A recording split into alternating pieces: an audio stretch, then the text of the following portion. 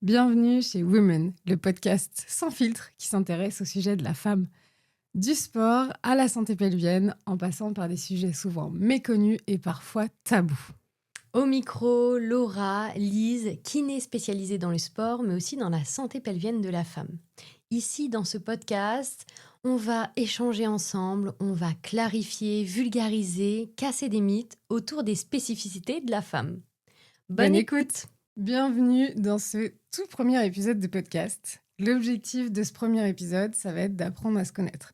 Alors, pas nous individuellement, parce que ça fait des années qu'on se connaît, mais que vous appreniez à nous connaître et aussi de comprendre et de savoir comment on en est arrivé à créer Women in Progress. Donc d'abord, est-ce que Laura, tu veux un peu raconter notre histoire commune, notre parcours commun peut-être ? J'ai une première question, est-ce que tu as toujours voulu être kiné ou pas ? Eh bien, en fait, je savais pas. Je savais que je voulais être dans la santé sûre. J'adorais, de toute façon, on est toutes les deux passionnées par le sport depuis toute petite. Donc, j'adorais le mouvement. Mais en fait, j'imaginais pas trop ce métier parce que ma mère est kiné. Et du coup, je l'envisageais pas vu qu'elle était kiné, je savais pas trop. Et elle m'a permis de faire un bilan de compétences. Ah ouais ? Et en fait, c'est kiné ou sage-femme qui est ressorti. Ah, Comme c'est quoi, marrant. vachement en lien quand même avec la santé pelvienne. C'est clair. Et, Je savais et pas la que tu avais femme... fait un bilan de Si. compétences. Et du coup, c'est ça qui est ressorti. Et du coup, je suis partie. En fait, une fois qu'elle m'a dit kiné, ça m'a paru évident. Ah ouais. Et je me suis dit, ok, je vais faire kiné. Ah, excellent. Et toi ? Moi, complètement différent. Je voulais être pilote de chasse. Ah oui, rien à voir là par contre. Là, pour le coup, moi, j'ai un papa qui est un peu passionné d'aéronautique. Et du coup, j'ai un oncle qui est pilote de chasse. Et je me suis dit, je vais faire ça aussi. Ok. Et en fait, après, j'ai capté qu'il fallait faire maths sup, maths spé. Ah, C'était pas possible pour moi. ok. Et du coup, je me suis dit que je voulais travailler auprès des gens. Je voulais faire un métier actif. Je voulais pas être derrière un ordinateur. Et je voulais servir à quelque chose.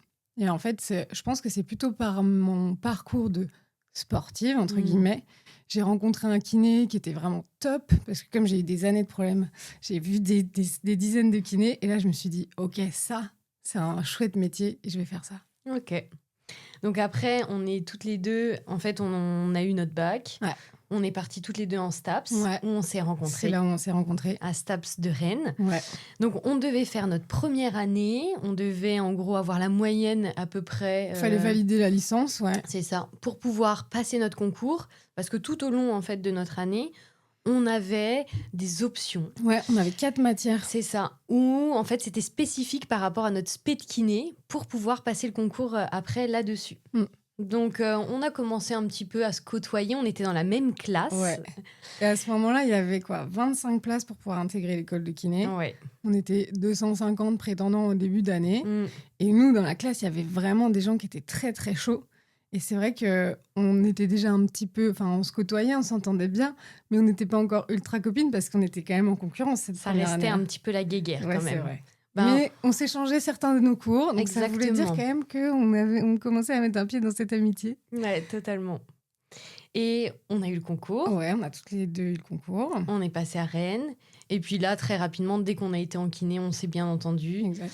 Et après, on s'est plus lâché. Ça fait une bonne dizaine d'années qu'on se côtoie. Et c'est clair. C'est clair. Qu'on se supporte aussi. On se supporte et qu'on s'aide à bosser. Et que... Ouais. Mais je pense que ça nous a vachement aidé de réviser ensemble et de savoir qu'on était toutes les deux quand même des bosseuses. Totalement. Et puis, on a la même manière de travailler. Ouais. Il nous faut globalement du temps, de la répétition. Et surtout, on a besoin de comprendre. Si on ne comprend pas, on ne peut pas faire bêtement. On peut pas apprendre et retenir si on n'a pas compris. Et à chaque fois, on devait vraiment comprendre tout le fonctionnement. Mais ça nous a vachement aidé quand même pour le futur. Oui. Parce que autrement, on n'aurait jamais plus ou moins créé notre méthode. Ouais, c'est clair. Et donc, ensuite, passé STAPS, on rentre en école de kiné. On a fait nos 3 ans d'école de kiné. Ouais. Et là, on est un peu séparés géographiquement. Parce que moi, je pars à Paris. Et donc, toi, tu restes à Rennes, là où on a fait nos études et où on a grandi finalement. Et on a réussi quand même à trouver un moyen de rester en contact facilement en plus de notre amitié. C'est qu'on faisait nos formations de kiné ensemble. Du coup, est-ce que tu veux rentrer un peu dans les détails, survoler pour pas qu'on repasse sur toutes nos formations qu'on a faites, parce qu'on en a fait quand même énormément Ouais. parce qu'on s'est cherché au début. Hein. Totalement. Et, Et puis ça nous passionnait. Enfin, on adore apprendre. On sait au moins 3 à 5 formations, mais en plus des grosses formations par an. ouais, c'est vrai. On a fait vraiment plein de choses. Donc on s'est spécialisé très rapidement dans le sport et dans Ouais. les pathologies du sportif. Parce qu'on est sportif quand même Exactement. de base. Et On a donc un du coup, profil, forcément... c'est ce qui nous a amené à se former vers le sport, c'est parce que le mouvement, ça nous passionne et en tant que sportif de base et après en tant que pro, quoi. Exactement. On a fait aussi des formations sur le Pilate, toutes les deux. Oui, c'est vrai. On s'est Des formé au formations Pilates. totalement différentes. Ouais, mais pour le coup, ça, on a fait Mm. 2 formations séparées. Mais pourtant, globalement, on a les mêmes bases. Donc, on a Ouais. fait toutes les deux ça et on a quand même toutes les deux accroché. Et moi, du coup, très rapidement, dans mon cabinet, j'ai donné des cours de Pilates que, du coup, ça fait fait pas mal d'années que j'enseigne à donner des cours de Pilates. On a fait aussi ce qu'on appelle en fait des formations sur les troubles musculo-squelettiques. Mhm. Donc c'est tout ce qui concerne en fait la biomécanique, Les articulations, voilà, les muscles, les ligaments, tendons. les tendons. Donc on a fait plein d'articulations du corps et nous, notre un peu dada, on s'est spécialisé un petit peu plus sur le rachis. Ouais. Où on a fait, c'est l'Institut Mackenzie, on a fait l'ensemble des formations de Mackenzie. Oui. On a même fait la certif. Ouais. Petite anecdote, Ouais. on n'a pas eu la certif Mackenzie Non. sur une manip. Pourtant, on avait bossé Ouais, aussi. la théorie était nickel, mais Ouais. une manip que... On avait toutes les deux la même manip en Et plus. vu qu'on avait bossé ensemble, on a fait exactement la même On chose. s'est fait sortir sur la même chose. On n'a pas une sale note, c'est juste qu'en fait, il fallait avoir quoi Je pense plus qu'en de fait, 14 ou 16 et on a eu 12 sur la manip. je crois qu'ils nous ont, comme il nous manquait un élément dans la manip parce qu'on l'avait appris comme ça. C'était un peu... Je pense qu'il nous a mis volontairement juste en dessous de la note éliminatoire. Pour qu'on n'ait pas l'assertif, parce que selon l'examinateur, il manquait un... Enfin, bon, oui, c'est sûrement bon, hein, c'est sûrement l'examinateur qui avait raison, mais nous, on avait révisé d'une certaine manière. Ce qui fait qu'en cabinet, elle est quand même bien pratiquée, mais je pense que pour rentrer dans le protocole Mackenzie, il nous manquait cette partie-là, donc recaler là-dessus. Voilà, c'est ça. Mais malgré ça nous a vachement servi, je pense, totalement. Finalement. Parce qu'on aime beaucoup le dos, et puis vous allez voir par la suite que le dos est grandement en lien avec le périnée. Ouais. Et donc ça nous a aidé aussi à avoir une vision très très globale. Et petit à petit, en parallèle de toutes ces formations, on en a fait plein. Moi, j'en ai fait aussi pas mal sur le cancer du sein. Ah oui, c'est vrai. Mais en parallèle de tout ça, on a commencé à se former sur la santé pelvienne, donc le périnée de la femme, à faire rééducation périnéale, c'est ça, classique. Les fondamentaux, et puis petit à petit à aller creuser plus loin avec des formations de plus en plus approfondies qui nous ont permis de petit à petit développer ce qu'on a créé là aussi. Et donc justement, parce que là, quand on rentre dans ces formations-là, on a une expérience un peu différente de la rééducation périnéale. Est-ce que tu veux nous présenter, toi, ton expérience, ton trajet jusqu'ici ? Ça a globalement mal commencé. J'ai fait les fondamentaux et donc, globalement, je trouvais que les informations qu'on nous donnait étaient très, très intéressantes et j'ai beaucoup aimé les cours. Okay. Mais quand on parlait de pratique, de ce qu'on mettait en place comme traitement, là, tout de suite, je me suis confrontée à... J'ai eu l'impression qu'il n'y avait rien, en fait. Il y avait plein de choses, que c'était hyper intéressant, mais que ça se résumait globalement à « je fais un toucher vaginal à la patiente et elle doit contracter son périnée pour renforcer, pour activer, pour réveiller son périnée et que ça réglerait ses problèmes. » Après, c'est globalement ce qu'on avait vu en école, en plus. Oui, totalement. Et du coup, la formation, j'ai l'impression qu'elle se résumait à ça. Donc, je me suis dit, OK, peut-être pas. Je me suis dit, bon, j'étais toute seule à faire du périnée dans mon cabinet, donc j'avais pas trop d'échanges. Et je me suis dit, OK, je vais me lancer. Donc, j'ai une première patiente qui sentait, en fait, elle venait parce que sa mère, sa grand-mère, sa tante ont eu des problèmes de périnée, des prolapsus. Okay. Et elle s'est dit, OK, je vais peut-être anticiper un peu, parce que je risque d'avoir la même chose. Elle venait en prévention ? C'est ça, mais elle n'avait rien. OK. Elle n'avait pas de symptômes, en tout cas. OK. En plus de ça, elle ne sentait pas plus que ça son périnée. Elle n'avait pas une très bonne conscience corporelle. Okay. Et donc, serrer mes mains, sincèrement, déjà, il faut savoir que quand on fait des contractions périnéales, c'est un muscle qui est quand même assez fatigable parce que des contractions volontaires, quand on demande de serrer, ça demande quand même beaucoup pour le périnée. Et sincèrement, au bout de 10 minutes, il n'y avait plus personne. OK. Donc là, Et il reste 20 minutes de séance à tenir. voilà, c'est ça. Ou allez, au moins 10-15 tant qu'elle se change. Donc, par chance, elle parlait beaucoup. Donc, le temps passait vite. Mais globalement, en fait, on a fait 10-15 séances comme ça. Et je me suis dit, OK, ça n'évolue pas. J'ai pas trop de perspective de qu'est-ce qu'on pourrait faire en plus, malgré que je lui donnais des conseils autour d'avoir une bonne hygiène autour de son périnée. Et en fait, là, je me suis dit, mais c'est nul, quoi. C'est nul, ça peut pas se résumer à juste serrer son périnée. Ça te plaisait pas, ouais. Non, parce que en fait, nous, on transfère tout de suite à un autre groupe musculaire. Par exemple, vous faites mal à la cuisse. On sait très bien que ça va être intéressant d'activer la cuisse, mais après, il va falloir faire des mouvements fonctionnels comme des squats. Ouais. Et là, je me suis dit, pour le périnée, c'est quoi les mouvements fonctionnels ? On n'en propose pas, enfin, ça s'arrête à ça. Et du coup, en fait, j'ai abandonné. Je me suis dit, OK, bon, ça me saoule un peu. On va continuer à se former, mais pour donc l'instant... t'as pas totalement abandonné. Mais c'est-à-dire, t'as laissé ce côté pratique du cabinet, mais par contre, t'as continué à te former. J'ai pas pris d'autres prises en charge parce que ça me convenait pas, en fait, de travailler comme ça. Ouais. Et toi ? Moi, pour le coup, c'est un peu différent. C'est que j'ai commencé la rééducation périnéale parce que je pense que la différence avec toi, c'est que comme toi, tu étais titulaire dans ton cabinet, tu pouvais faire le choix de dire « Ok, ça me convient pas cette pratique-là, j'en fais pas, mais je continue à me former pour chercher. » Moi, pour le coup, j'ai commencé donc en collab et j'avais une collègue qui faisait de la rééducation périnéale. Moi, j'en faisais pas au début et il y a un moment donné où il fallait la remplacer. Ok. Donc là, elle a été vraiment top parce que du coup, elle m'a refait une formation, selon sa façon de travailler.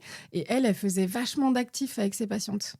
Donc, et elle faisait tout avec les patientes. En plus, c'était excellent. Génial. Donc, du coup, je faisais la même chose, je trouvais ça top.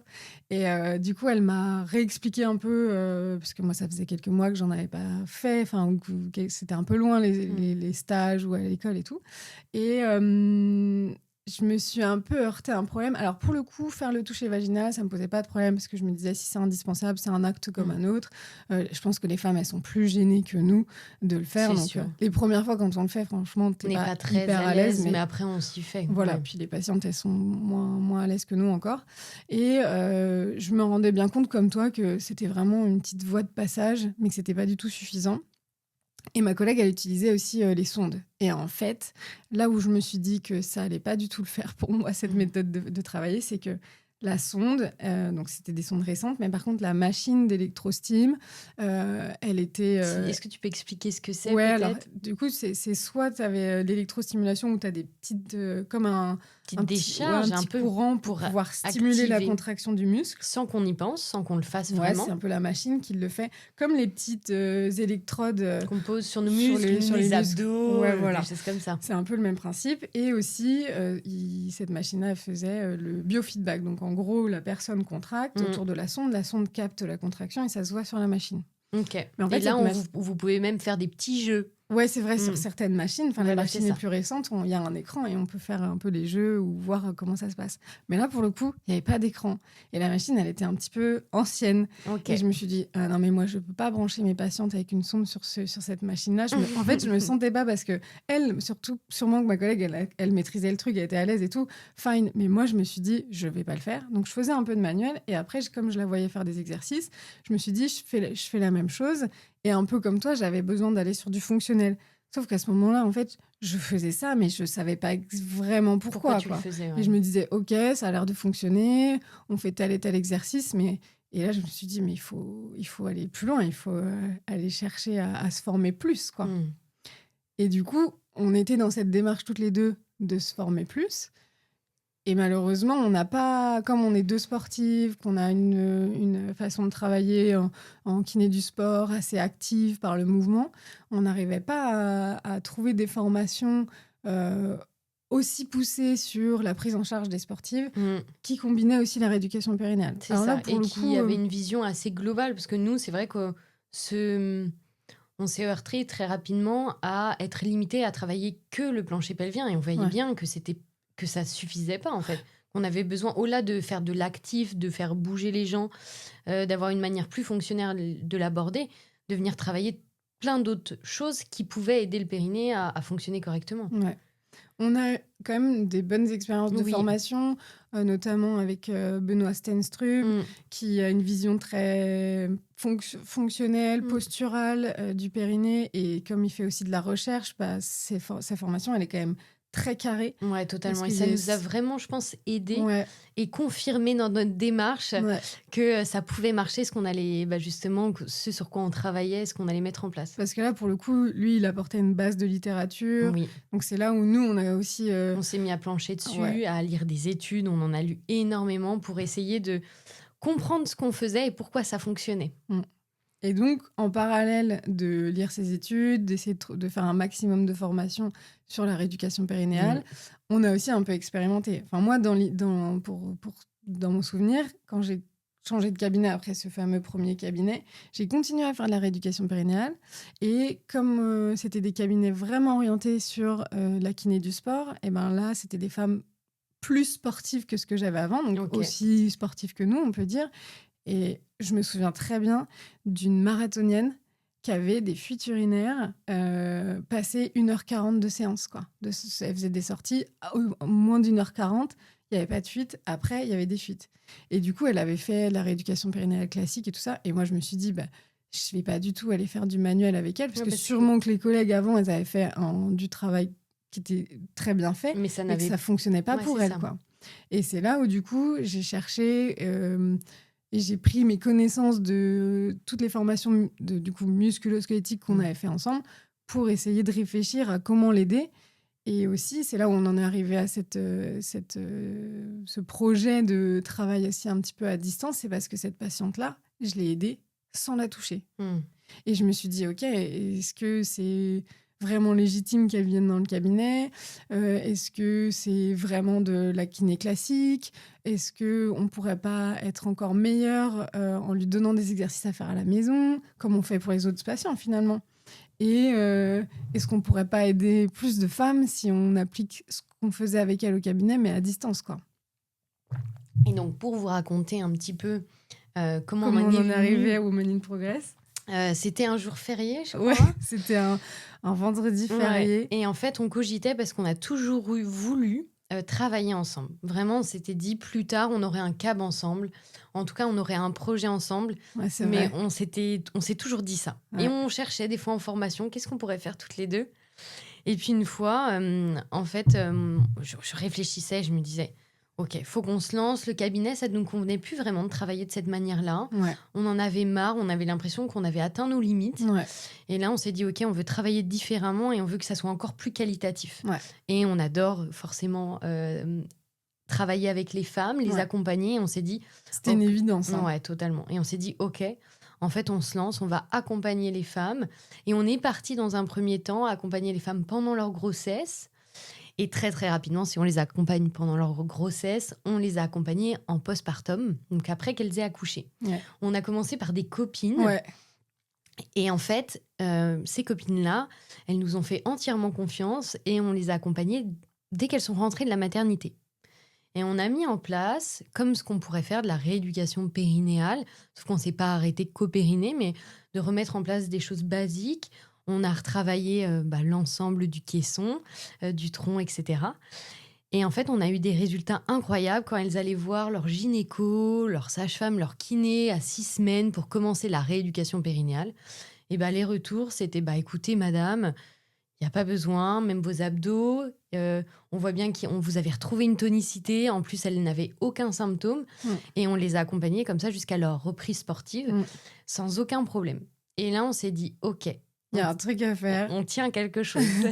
On kiffe en plus. Ah ouais, on a adoré très rapidement et on s'est dit, OK, si on peut, en plus dans la phase où pour nous c'est essentiel quand même de faire des contractions volontaires du périnée, parce que là, oui, le périnée quand même, suite à un accouchement, bien sûr. Il a eu énormément de contraintes, il peut être lésé. Et donc là, c'est important dans cette phase-là pour nous de quand même de le conscientiser parce que ça va l'aider à mieux récupérer. Et donc, on s'est dit, si on arrive à distance à accompagner des femmes à contracter leur périnée, on va pouvoir le faire pour peut-être des problématiques plus poussées. Pour celles qui n'ont pas forcément besoin de bosser que sur le périnée. Exactement. Et donc là, on est parti sur accompagner les femmes qui ont d'autres troubles autour du plancher pelvien. Donc, essentiellement les fuites urinaires, nous. On a quelques femmes qui ont des prolapsus et des douleurs pelviennes, mais on est plutôt spécialisé sur vraiment les fuites urinaires à l'effort. Et puis aussi, on accompagne forcément des femmes qui ont des fuites urinaires par urgenturie, mais un petit peu moins. Et donc, ce qu'il faut dire, c'est que on a réfléchi cet accompagnement à distance, mais ça nous est pas non plus venu d'un coup, cette idée de, comme tu disais, on en avait marre enfin, on avait vu assez de choses au cabinet, on avait envie de changer, et on avait l'exemple de training Totalement. thérapie. Et en fait, donc on s'est dit, si eux, ils y arrivent dans leur niche, on va dire. Juste pour rappeler, Training Thérapie, donc c'est des kinés également, Ouais. qui ont décidé de proposer de la kiné à distance, mais pour, dans un premier temps, chez les crossfitters, pour soigner les blessures des crossfitters. Et puis après, ils se sont généralisés.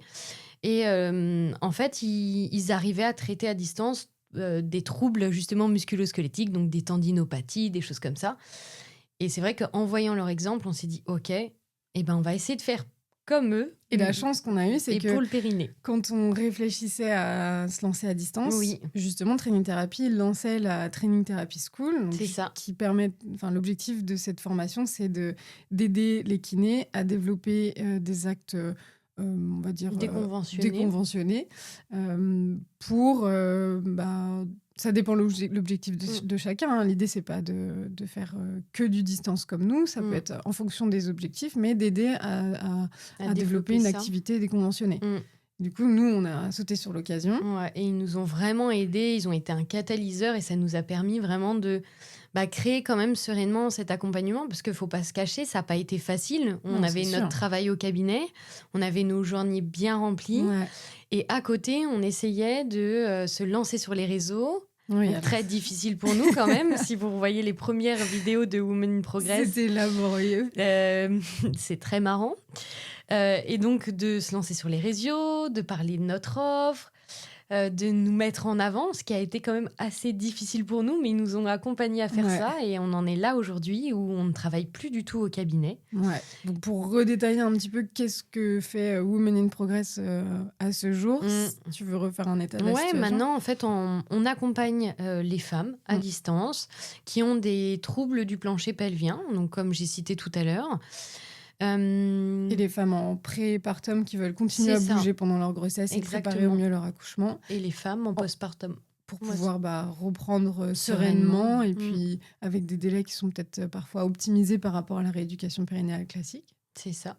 Et en plus de ça, vu qu'en fait, on a créé un peu une méthode novatrice autour du plancher pelvien, de les rééduquer différemment, on a créé notre formation. Et toujours par l'organisme de Training Thérapie qui nous ont fait confiance là-dessus. Merci à eux. Et en fait, on permet aux kinés d'apprendre à faire comme nous et d'avoir une vision différente de la rééducation périnéale. Donc ça s'appelle Périnée sans les mains. Exact. Et du coup, en fait, ça a permis en créant cette formation, on a réussi à structurer les années de recherche qu'on avait fait nous. Et d'expérience auprès de nos patientes, clientes. Ouais, c'est ça, de structurer et amener un peu de science à ce qu'on avait expérimenté depuis des années. C'est ça. Ça nous a permis, nous, déjà, de nous structurer, nous, et de pouvoir que les femmes qui s'intéressent aussi autant à l'actif dans la santé pelvienne de la femme puissent avoir tous les éléments qu'on a mis des années à chercher, et puis celles qui sont déjà bien avancées, d'avoir plus de structure. Et ouais, c'est on va dire une bonne réussite aussi, cette formation. Donc, totalement. On commence à avoir quelques cordes à nos arcs. Ouais, c'est ça. Ok, je pense qu'on a fait un bon tour de notre présentation et de présentation de Women in Progress. On a décidé, pour clôturer chacun de nos épisodes, de poser une question récurrente. Donc Laura, c'est toi qui vas commencer aujourd'hui. Est-ce que tu peux nous partager une anecdote, que ce soit une anecdote qui te concerne toi ou quelqu'un de ton entourage, autour du sujet du jour? Donc, on va prendre le périnée. Okay. Ça peut être une anecdote qui est soit marrante, soit marquante, mais que tu as envie de nous partager. Ok. Donc, on a vraiment choisi ça. C'est vrai que on a parlé vraiment en amont ensemble. L'objectif, c'est, comme on l'a dit au début, c'est qu'il n'y ait pas de tabou entre nous. Pas de tabou.